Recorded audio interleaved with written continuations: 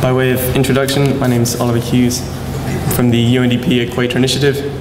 For those who don't know anything about the Equator Initiative, we were founded in 2002. We bring together UN, civil society organizations in a broad partnership. And the thing we do that most of you might know is the Equator Prize, which is awarded every 2 years to local sustainable development solutions for people, nature, and resilient communities.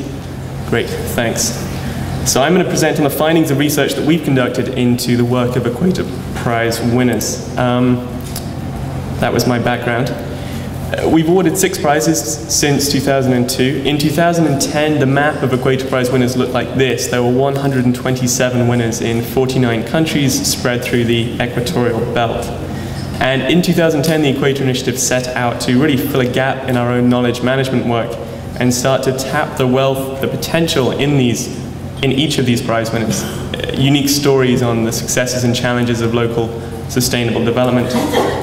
Essentially, they're good practice cases, and we wanted to better profile the work that they've done. So over the last 2 years, we've gone backwards and forwards with the organizations themselves to come up with detailed case studies. And this is one of them. You'll have to take my word for it. There are 126 more that look just like this. And we're going to launch them at Hyderabad for the COP11 in a searchable online database.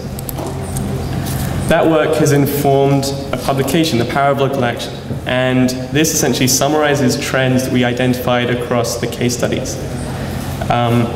This is really some initial findings to help validate the initial hypothesis behind the Equator Initiative in 2002, which is that there were these examples of local solutions for environment and development. And it's worth stating that not all of these lessons are necessarily new. We're adding weight to arguments that have been made before in some cases, but we believe that Equator Prize winners do offer a unique perspective on many of these issues. So this will also be formally launched in Hyderabad alongside the database, and each of the examples in the book will be hyperlinked to the individual case studies. So giving you really the breadth and the depth of Equator Prize experience.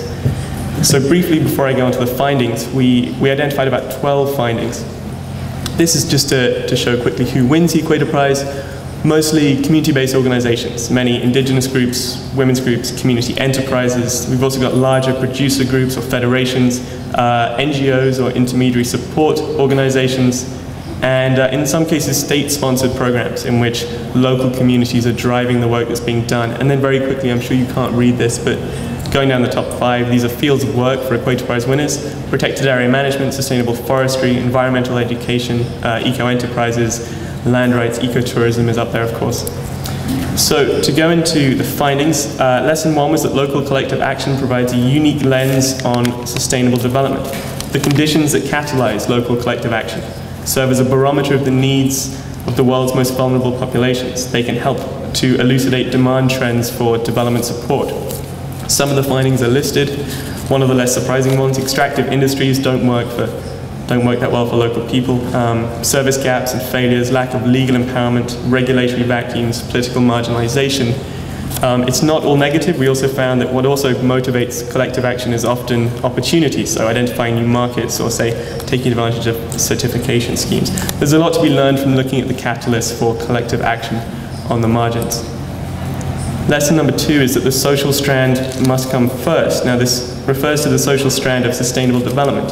And we're not just saying that it's as important as the environmental and the economic. We're saying that looking at Equator Prize winners, local groups realize that in order to realize economic and environmental benefits, you have to prioritize the social processes. There's a sequencing aspect here.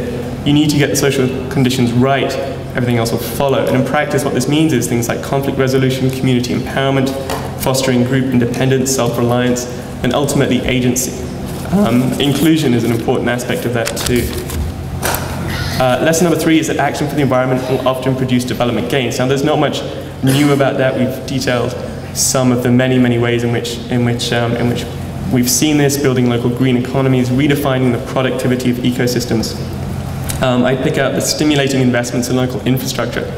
These successful initiatives can often have spillover benefits in terms of investments in roads, schools, health infrastructure.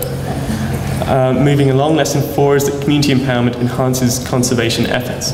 So this is saying that as well as the normative argument for that conservation should enhance local well-being, this is really saying that local ownership and empowerment means conservation is done better. So it's not just more equitable, but it's also more efficient and it's also more sustainable. There are a variety of ways in which doing conservation, or the tasks that are on the screen, like monitoring of key species, invasive species eradication, management of protected areas, preservation of genetic diversity and ecosystem restoration, are done better, and we would tentatively say at lower cost than maybe more formal state-sponsored measures.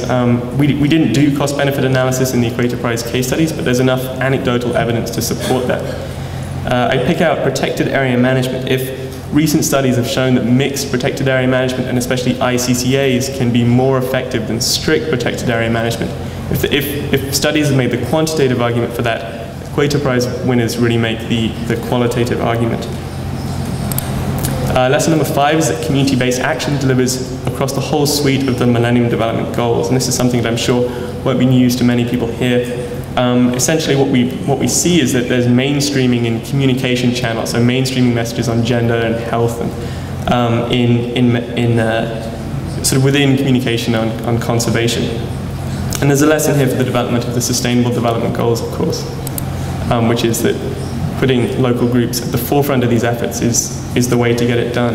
Lesson number 6 is there's strength in the fusion of the modern and traditional. I hope that makes sense.